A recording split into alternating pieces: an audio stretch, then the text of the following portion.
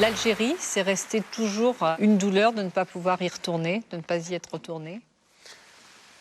Déjà, le fait de ne pas être retourné jusqu'en l'an 2000, de 1962 à 61 à l'an 2000, ça a été déjà une grande blessure. Et puis, ça commençait à peine à se cicatriser que le président algérien me demande de retourner en Algérie. J'étais très content. Ils ont fait marche arrière. Après, plusieurs fois, on a essayé de retourner par l'intermédiaire des présidents de la République. Puis ça ne s'est pas fait. Bon. Donc maintenant, je ne comprends plus.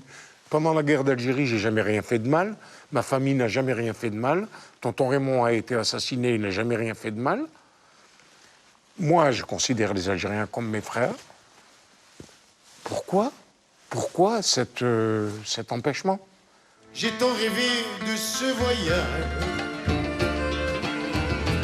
Des fous m'ont barré le passage. J'avais rêvé de retrouver celle que j'ai simplement aimée. Je suis venu spécialement d'Alger pour le voir, parce que Rico Macias, il n'y en a pas 50, il n'y en a pas 100, il n'y a pas 1 million, il y en a un seul. Et il est de chez nous, il est magnifique. Nous, on est des enfants d'immigrés. Nos parents, moi, mes parents viennent d'Algérie. Donc quand on vient écouter Enrico, on vient un petit peu ressentir ce que nos parents ont vécu quand ils sont arrivés en France. Et vos enfants n'y sont jamais allés? Mes enfants ne sont jamais allés en Algérie, mais ils comptent y aller. Ils comptent y aller pour connaître... J'aimerais bien même qu'ils me racontent leur visite en Algérie. Ça vous ferait plaisir? Oui. Ouais. Même eux ont peut-être envie de savoir d'où je viens exactement. J'ai tant rêvé de ce voyage. On m'a défendu le passage. Moi qui n'avais dans mes bagages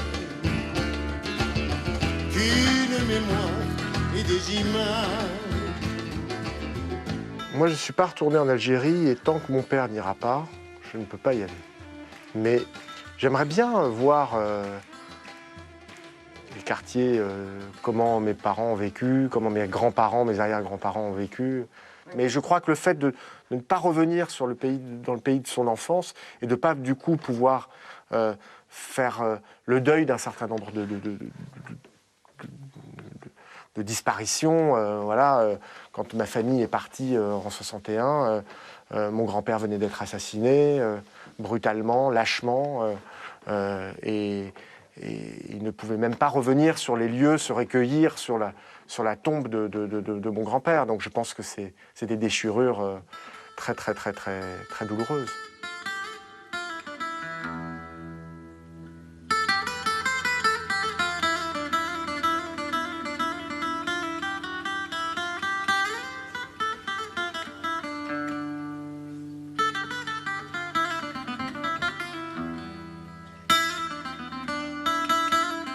Je pense que tant que mon père ne sera pas autorisé à venir chanter en Algérie, alors que le peuple algérien l'attend. Ils l'adorent, ils adorent mon père. Ils adorent Enrico Macias, les Algériens. Mais bon, ils ont décrété que comme il était juif et pro-israélien, il n'avait pas le droit de venir en Algérie. Eh bien, c'est dommage pour eux, parce qu'il est pour la paix et que, voilà, c'est vraiment con, c'est con. Mon attachement pour Israël n'est pas un attachement politique. C'est un attachement biblique, c'est ma famille. J'ai de la famille qui vit en Israël. Moi, je ne suis pas sioniste dans le sens politique du terme. Et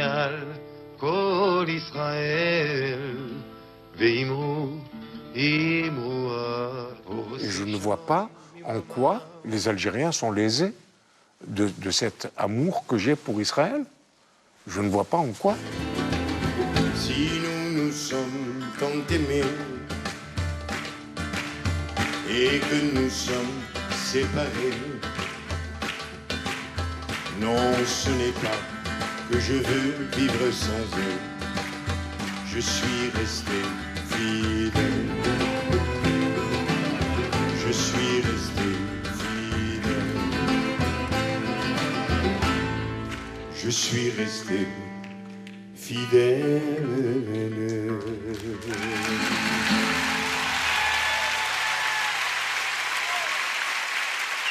Ma tristesse se traîne sans raison.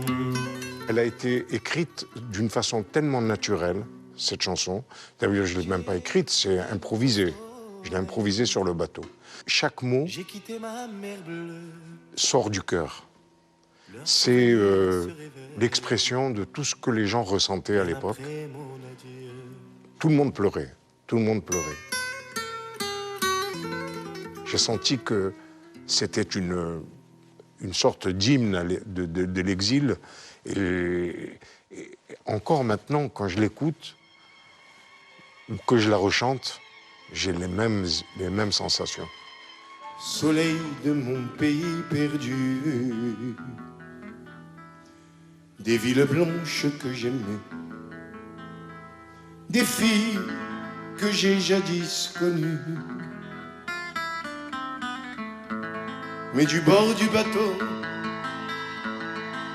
qui m'éloignait du quai, une chaîne dans l'eau a claqué comme un fouet. Grâce à cette chanson hautement symbolique pour près d'1 million de rapatriés, Enrico Macias va connaître un succès fulgurant le jour où il l'interprète sur l'unique chaîne de la télévision française. 5 colonnes à la une.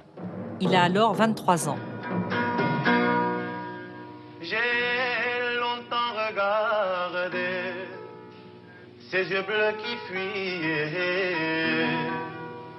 La mer les a noyés dans le flot du regret.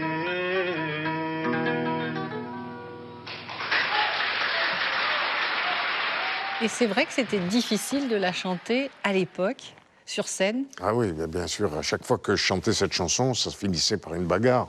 Il y en a qui m'insultaient, qui me disaient « Retourne dans ton pays, bronzé, bougnoul. Carrément. Ah oui, carrément, ouais.